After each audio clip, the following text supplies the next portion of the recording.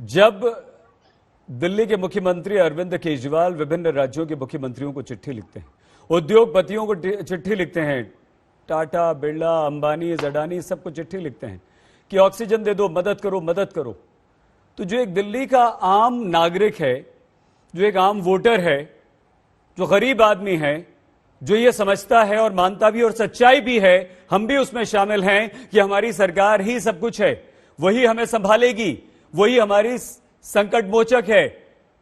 जब मुख्यमंत्री अपने आप को बेबस दिखाने लगेंगे तो क्या दिल्ली वालों का, दिल्ली वासियों का हौसला नहीं टूटेगा? ये जो दिल्ली के दो डॉक्टर्स आपके साथ बैठे हैं, डॉक्टर मलिक और डॉक्टर मक्कर, क्या इनका विश्वास नहीं टूटेगा कि हमारा मुख्यमंत्री ही निरीह है, हमारा मुख्यमंत्री ही कुछ नहीं कर पा रहा है, तो हमें कैसे ऑक्सीजन मिलेगी? शाह साहब। सईद साहब, इसमें एक और सवाल मैं भी जोड़ देता हूँ। मैं एक और सवाल जोड़ देता हूँ। उनके जो आपके सवाल पहले मैंने कहा था, जो पीएसए जो ऑक्सीजन प्लांट सेटअप करना था, उन्होंने क्यों नहीं किया? और इसके साथ एक लास्ट सवाल का भी सुन लीजिए, उसका भी उत्तर दीजिए कि दिल्ली की जनता चाहती है, और खास के जो दो डॉक्टर बैठे हैं उनको भी पता होना चाहिए कि आपका डिस्ट्रीब्यूशन जो है, वो एलोकेशन जो सेंट्रल गवर्नमेंट की रिस्पॉन्सिबिलिटी है, ये आपको बताना चाहता हूँ। हर जिंदगी जवाब देने दीजिए जफर जी। कितने सवाल पूछेंगे? देखिए, ये इसका कोई मतलब नहीं है। आप लगातार बात करते रहेंगे और मुझे अपनी बात रखने का मौका भी नहीं दे रहे हैं। रिस्पॉन्सिबिलिटी है, ये डॉक्टर्स ये जानते हैं कि ये स्टेट एडमिनिस्ट्रेशन की रिस्पॉन्सिबिलिटी है डिस्ट्रीब्यूशन। अब बोल लेने दीजिए, जवाब दे लेने दीजिए। जवाब और शाह साहब के जवाब के बाद आप भी जवाब दीजिएगा। मैं पिछले आधे घंटे से आपसे पूछ रहा हूं, एक भी मौत का जिम्मेदार कौन?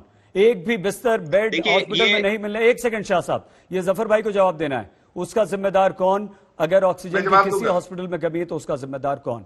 बताइए शाह साहब, शुरू कीजिए। देखिए, आधे घंटे में मुझे 30 सेकंड बोलने का मौका दिया गया है, तो प्लीज आप मुझे सारे जो सवाल पूछे गए थे, बहुत अहम सवाल है, तो मैं इन सब पर पूरी तरह से अपना पक्ष रखूंगा। पहला सवाल है कि आज हम इस स्थिति में कैसे पहुंचे और क्यों पहुंचे।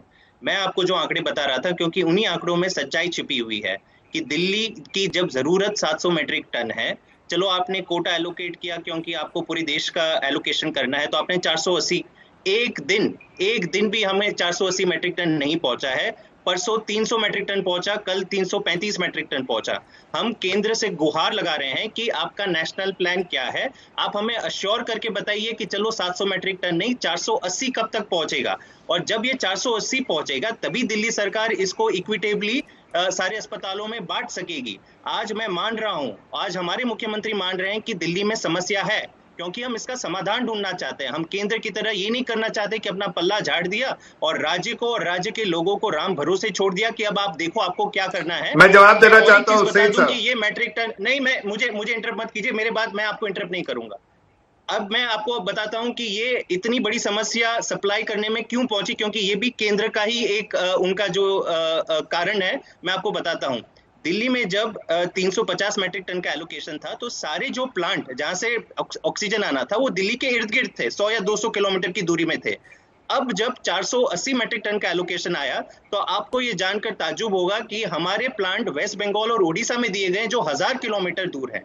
अब 1000 किलोमीटर दूर टैंकर पहुंचाने के लिए, उसी काम के लिए आपको 10 टैंकर चाहिए, जबकि दिल्ली के आसपास जो प्लांट है उसमें कैपेसिटी है, उसमें केवल 1 टैंकर चाहिए। और केंद्र बता रहा है कि हमारे पास टैंकर नहीं है, दिल्ली सरकार चाहे तो अपना ऑक्सीजन वहां से एयरलिफ्ट कर ले, रेलवे से कर ले। अरे सारे संसाधन आपके पास है।